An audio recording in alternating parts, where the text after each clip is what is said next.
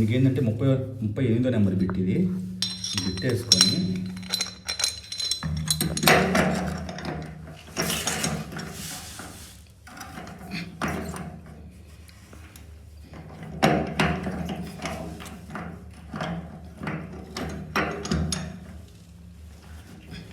ఆపేయండి, ఇంకా ఆపేయండి. లాస్ట్లో వచ్చే చూడండి, ఇదంతా ఈ విధంగా రెస్ట్ వచ్చేసి అది బయటికి రావాలి.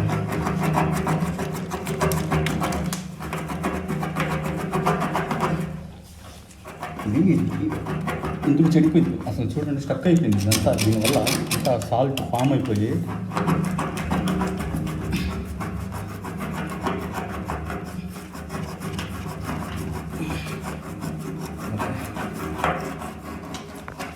చూశారు కదా,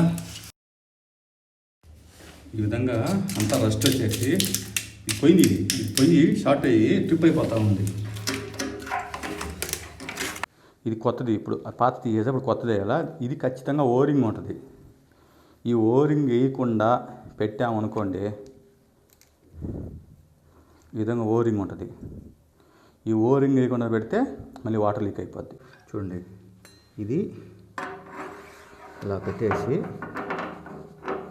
మంచి కరెక్ట్గా థ్రెడ్లో మళ్ళీ రాంగు పడకుండా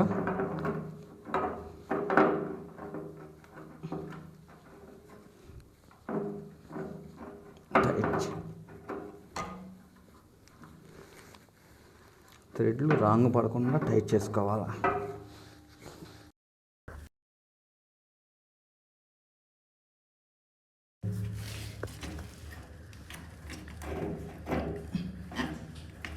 ఒక థ్రెడ్ ఎక్కిందంటే ఇంకా ఈజీగా ఉంటుంది.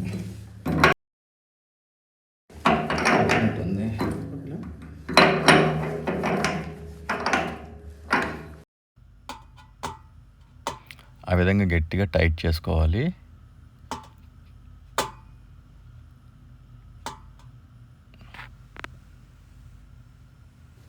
ఇట్లా ఈ టెర్మినల్స్, 2 టెర్మినల్స్